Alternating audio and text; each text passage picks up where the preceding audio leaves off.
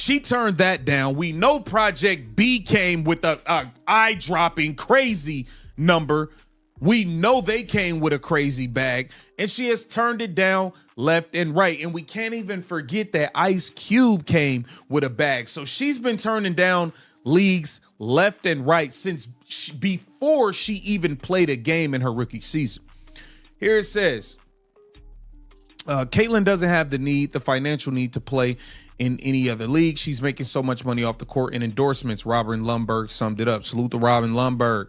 Why Caitlin Clark turned down what could have been the biggest payday in women's basketball history. December 2025 brought a surprising revelation when Clark's Indiana Fever teammate Sophie Cunningham admitted on her podcast that she tried recruiting Clark to join Project B, a new rival basketball league with salaries starting at $2 million a year. Clark's answer came back simple and direct. No, that figure deserves context because Clark currently pulls in about $78,000 from her WNBA salary, and Project B was dangling more than 25 times that amount in front of her. What would make anyone walk away from that kind of money? Today, we're breaking down exactly what Project B is, the people building it, which stars have already signed contracts, and the reasons Caitlin Clark decided millions of dollars weren't enough to pull her away from the WNBA. Project B is a brand new global women's basketball league with a launch date set for November 2026. And the people behind it come from the tech world rather than sports. Two college roommates from the University of Michigan founded the venture. How all of us Caitlin Clark fans was disappointed that we barely even got to see the woman play last season. We waited all off season, had to get through the 3-on-3 Unrivaled, whatever, just to get to the season, and she only plays 13 games. We're being told every day that she's day-to-day for months and months on end, all the way until there's only the last week of the season. It's 2 games left, and they say she's done for the year. Dragged us along all season. So here it says her WNBA salary at $119,000 barely registers. Grady Burnett spent years as Facebook's vice president of global sales and operations, while Jeff Prentice co-founded Skype and helped pull off its $3.1 billion sale to eBay. The idea came to them over dinner a couple years ago when they realized something that most American sports executives overlook. U.S. basketball leagues tap into only about 10 to 11% of the global basketball fan base, which numbers around 3 billion people. Project B wants the other 90%. The structure borrows heavily from Formula One racing, which means 6 teams carrying 11 players each will compete in 7 two-week tournaments spread across Europe, Asia, and the Americas. 3 tournaments happen in Asia, 3 in Europe, and 1 in the Americas.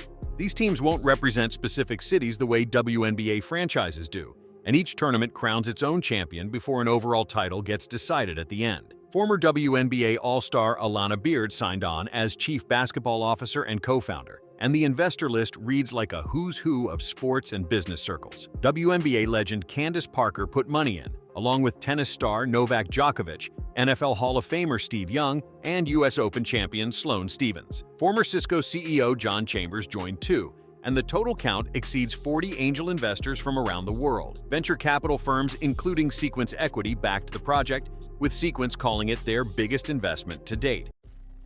Oh my God, we gotta get into this article, man. It seems as if Caitlin Clark has turned down $20 million. $20 million in the WNBA. Y'all acting like y'all can't get a CBA done, turning down all this bread for y'all. Listen, Caitlin, you might need to start accepting some of these bags. You might need to start accepting some of these payments and bring your boy KTV on along for the ride. At this point, I don't think we should be turning down any more offers, CC.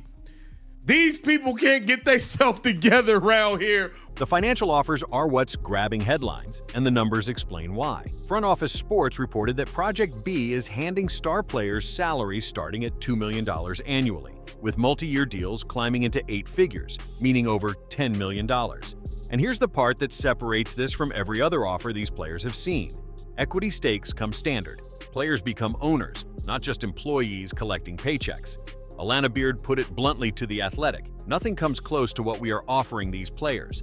$249,244. That's the WNBA Supermax salary in 2025, the absolute ceiling. Caitlin Clark earns far less as a second-year player on her rookie deal, collecting $78,066 this year, And her entire 4-year rookie contract adds up to just $338,056 total. Project B's floor offer of $2 million runs roughly 8 times higher than the WNBA maximum. European leagues typically pay somewhere between $120,000 and $350,000. Unrivaled, the other new women's league that launched recently, averages around $220,000. When people talk about Clark turning down Project B, they're talking about potential earnings in the tens of millions over multiple years walking out the door.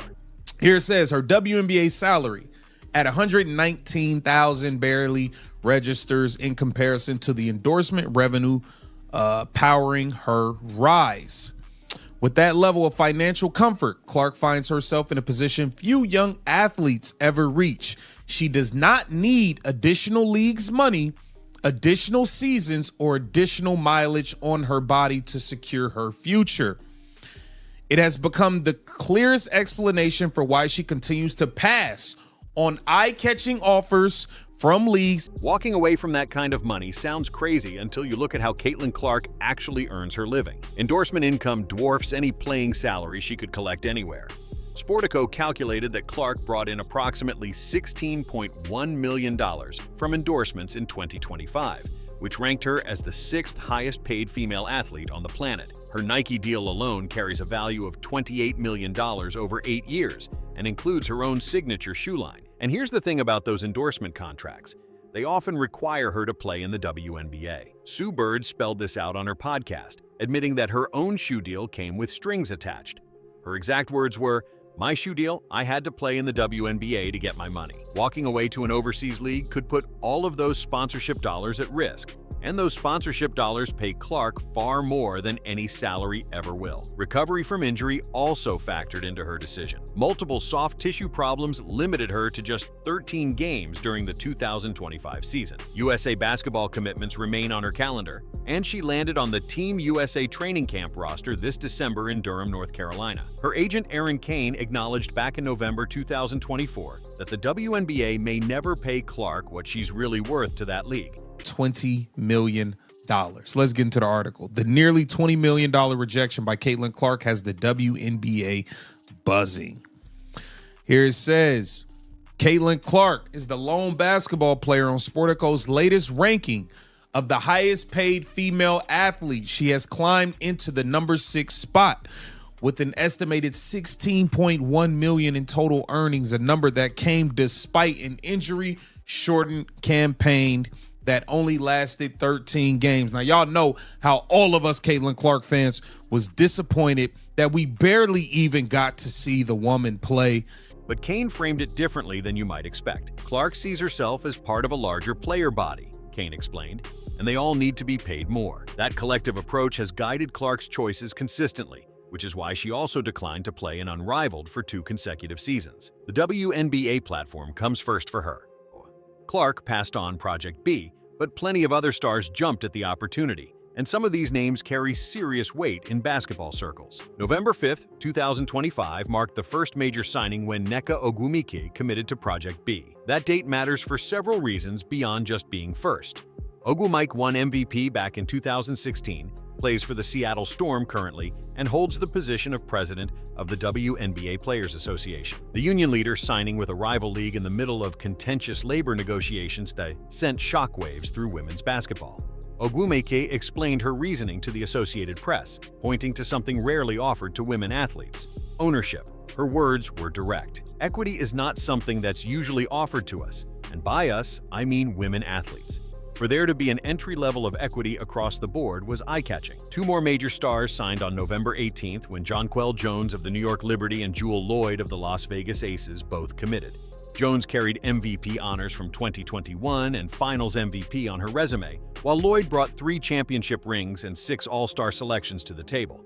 The roster kept growing from there. Alyssa Thomas joined with her 6 All-Star selections and status as the league's triple-double leader. Kelsey Mitchell, Clark's own teammate on the Indiana Fever and a 3-time All-Star, signed on November 24th.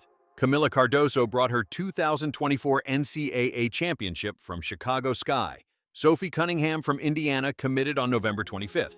Leonie Fiebich of the New York Liberty signed on December 5th.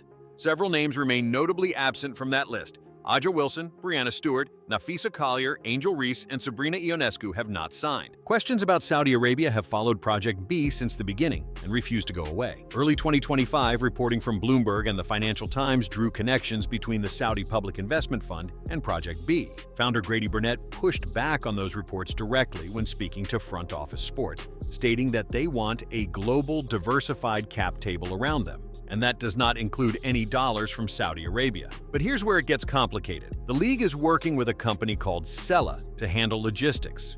And Sella happens to be an events company owned by the Saudi Public Investment Fund. Burnett clarified that they're paying Sella as a service provider rather than receiving investment from them, which is a distinction that critics haven't fully accepted. WNBA sources speaking to Front Office Sports questioned whether the league could limit players' social impact given human rights concerns tied to Saudi Arabia. The Chicago Sun-Times asked a pointed question that many observers share. Why is everything around it so mysterious? Specific host cities for tournaments still haven't been announced publicly. Time zones could make viewing difficult for American fans. And whether a touring format borrowed from Formula One actually works for basketball remains an open question that won't get answered until games actually tip off. Project B arrives while the WNBA finds itself in the middle of heated collective bargaining negotiations, with a deadline that's been pushed back to January 9, 2026. The WNBA's latest proposal would push maximum salaries from roughly $250,000 up to approximately $1 million, with potential to reach $1.2 million when revenue sharing kicks in. That represents a quadrupling of current pay, and it's hard to ignore the timing given what rival leagues are now offering. Scheduling creates another pressure point. The WNBA proposal includes an earlier season start, potentially mid-March, and Project B's season runs from November through April. Current rules impose a full season suspension on players who miss training camp, which means stars might face an either-or choice between the two leagues rather than playing in both. The WNBA officially declined to comment on Project B when Front Office Sports reached out. That silence speaks volumes given how publicly the league has responded to competitive threats in the past. Unrivaled adds another layer to this picture. Brianna Stewart and Nafisa Collier founded that 3-on-3 league, which debuted in January 2025 and runs through March from its Miami base. Project B offers 5-on-5 basketball and a global tour with significantly higher salaries. Unrivaled keeps players home in the United States. Both leagues offer equity stakes to players, which means the competition for talent has multiple fronts. Caitlin Clark's refusal of Project B came down to a calculation that makes sense only when you see the full picture of how she earns money. $16 million in annual endorsements tied directly to her WNBA visibility, an injury that demands proper recovery time, and commitments to USA Basketball all shaped her thinking. The risk-reward math works differently for her than for veterans like Nneka Ogwumike or Jonquel Jones, players who have already maximized their WNBA earning potential over longer careers and have less to lose by trying something new. Whether Project B succeeds or fails remains an open question. Rival leagues have crashed and burned before. The American Basketball League offered higher salaries and player equity too, and it folded in 1998. Project B has deep-pocketed backers and significant star power already signed, and the pressure it's applying to WNBA labor negotiations is real and measurable. For Caitlin Clark, none of that changed her answer. When Sophie Cunningham asked if she'd join, Clark gave her a single word. Her focus stays on the Indiana Fever, on the WNBA, and on building the game in America. The real question might be what happens next January when CBA negotiations conclude. If competition from leagues like Project B finally pushes the WNBA to deliver salary increases that actually reflect what these players generate, decisions like Clark's might look different for the next generation of women's basketball stars. January will tell us. Until then, Caitlin Clark is staying exactly where she is.